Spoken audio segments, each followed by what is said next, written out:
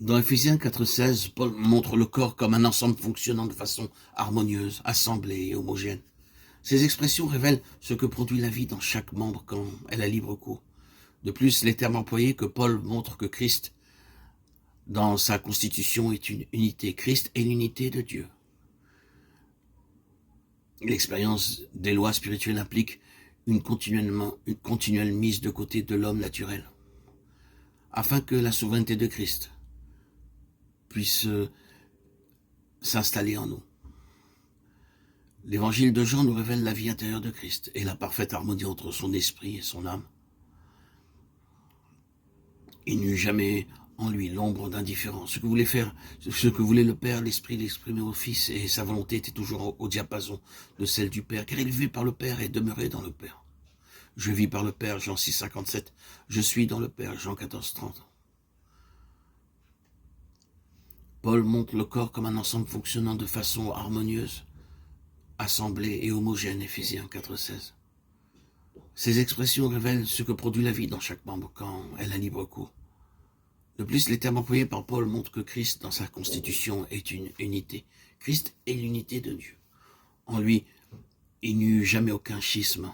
Ainsi, édifier l'Église, qui est son corps, passe, nous le voyons, par une œuvre de reconstitution interne de chaque croyant, afin que les effets désastreux de la chute soient ôtés. Ceci signifie que chaque membre doit devenir intérieurement une unité semblable à Christ. Le travail et l'œuvre de l'Esprit consistent à nous assembler afin d'obtenir un ensemble dont l'harmonie et l'unité de toutes ses parties soient l'expression de ce qu'est Christ en lui-même.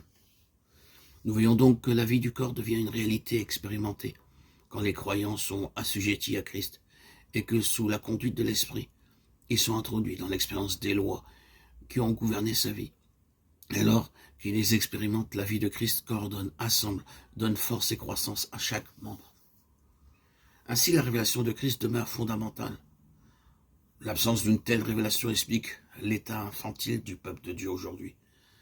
Il nous faut également, comme Paul, voir que Dieu, en révélant le Fils, révèle le modèle pour son Église, et en nous montrant ce qu'est le plan, il obtient une expression de son Fils, l'Église, qui est son corps.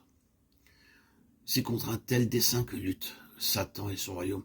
C'est pourquoi ceux qui ont vu seront terriblement éprouvés et auront à faire face aux légions d'esprits mauvais.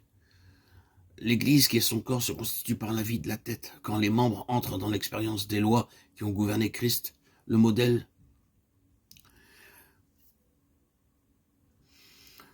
nous verrons dans les prochains audios les 7 lois que contient l'évangile de Jean, par lesquelles le Saint-Esprit édifie l'Église, le corps de Christ, afin qu'il soit en union avec lui.